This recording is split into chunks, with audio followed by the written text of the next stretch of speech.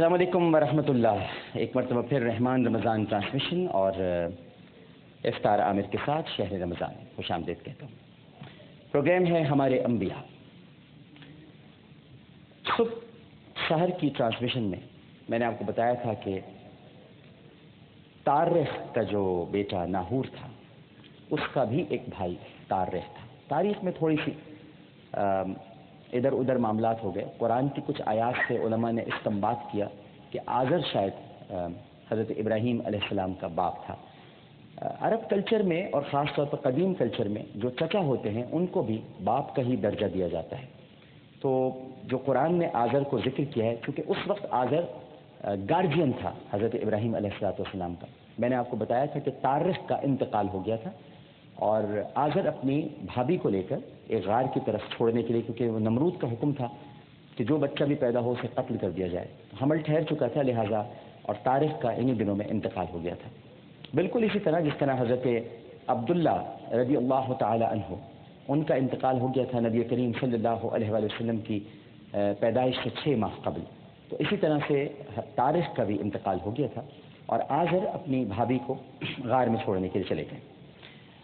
انہوں نے حکم مانا اور اس کے پیچھے پیچھے جنگل کی طرف چل دی. کافی سفر طے کرنے کے بعد دونوں کو ایک پہاڑ کے قریب محفوظ قسم کا غار نظر آیا.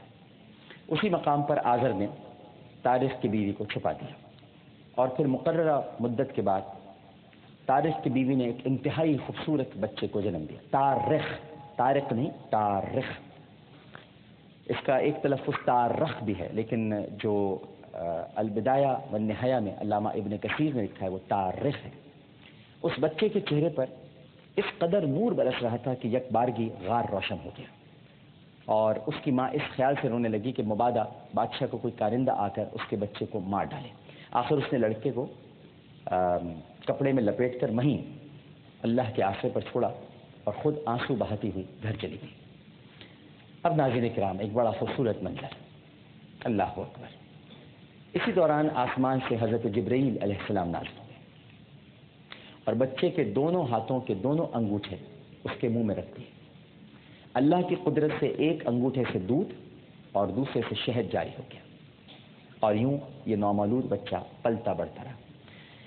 جو اپنے بچوں کو شہد یعنی گٹھی جس کو چٹائی جاتی ہے، جس کو تحنیک بھی کہا جاتا ہے، اور جو مخالف ہیں وہ یہ جان لیں کہ یہ گٹھی جو شہد ہم کھلاتے ہیں ہمیں سمجھایا جاتا ہے. آج کل کے جو ماڈرن ماں باپ بن رہے ہیں نا، ماڈرن والے جو ماں باپ ہیں، جو نوجوان نسل ہے، IBA کے پڑھے ہوئے، ذرا تھوڑا سا CBM سے پڑھ کر آئے ہیں تو ذرا ماڈرن ہو گئے ہیں، ذرا قدریں بدل گئی ہیں. تو ماں باپ کہتے ہیں بیٹا ذرا شہد چٹا دو، بچہ پیدا ہوا ہے. نہیں جی، اس پہ تو لکھا ہوتا ہے باٹل پر کہ بچوں کو تو شہد چٹانا نقصان دہ ہے، جب تک کہ 12 سال کے نہ ہو جائیں ان کو تو شہد کی طرف جانے نہیں دینا چاہیے. آپ کیا کر رہے ہیں، ان کو ڈائریا ہو جائے گا، مر جائیں گے.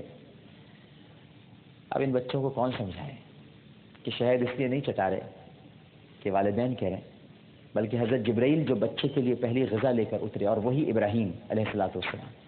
ایک انگوٹھے میں دودھ اور دوسرے میں شہد جاری. تو شہد کی تحنیک جو ہے انبیاء کی سنت ہے. لہٰذا یہ سوچے بغیر کہ اس کے ڈبے پہ کیا لکھا ہے، برانڈ کیا کہتا ہے، آپ چٹا کے تو دیکھیے. اللہ تعالیٰ نے شہد کا ذکر قرآن میں کیا ہے.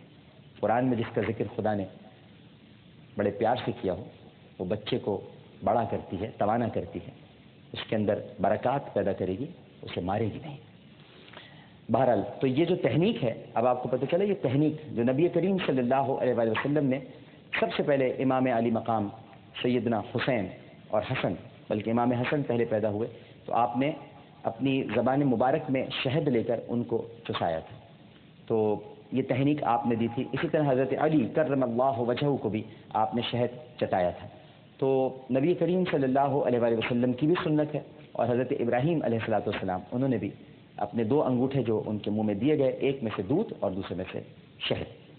بچہ پلتا بڑھتا رہا اور یہی وہ مبارک بچہ تھا جس نے بڑے ہو کر اللہ کے گھر کی تعمیر کرنا تھی.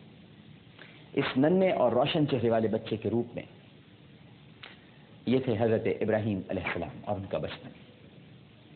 یہ وہ خلیل اللہ تھا جس کی دنیا میں آمد کو روکنے کے لیے وقت کے قاہر حاکم نے بے شمار معصوم جانوں کو پیدا ہوتے ہی قتل کر دیا تھا، مگر اس کے باوجود قسمت کے لکھے ہوئے کو نہ مٹا سکا۔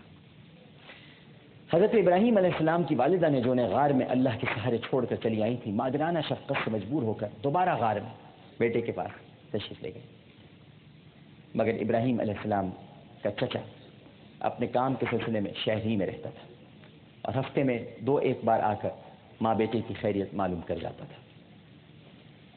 یاد رکھیے گا، یہ چچا اور بیٹے کے معاملے پر اختلاف ہے، اور بہت سارے لوگ کہتے ہیں کہ آذر ہی باپ تھا۔ وہ قرآن کی اس آیت سے استنباط کرتے ہیں، لیکن میں نے آپ کو بتایا کہ قرآن نے جہاں پر ابی کا ذکر کیا ہے وہاں پر کئی مقامات پر وہ ابی چچا بھی قرار پایا ہے۔ تو ہمیں یہی سوچنا چاہیے کہ انبیاء کی جو نسلیں ہوتی ہیں اور جو ارواح ہوتی ہیں وہ پاک سلوک سے منتقل ہوتی ہیں، لہٰذا کوئی بھی ان کے خاندان میں یعنی نبیوں کے جو ماں باپ ہوتے ہیں خاص طور پر وہ غلط راہ پر نہیں ہو سکتے، کیونکہ پاک سلوک سے منتقل ہوتا ہے یہ سارا معاملہ۔ اور چونکہ آذر گمراہ تھا، جس طرح نبی کریم صلی اللہ علیہ وآلہ وسلم کا چچا ابو لہب گمراہ تھا، لیکن نبی کے والد حضرت عبداللہ، والدہ سیدہ آمنہ رضوان اللہ تعالی عنہم اجمعین، ان کے معاملات ذرا دوسرے ہیں۔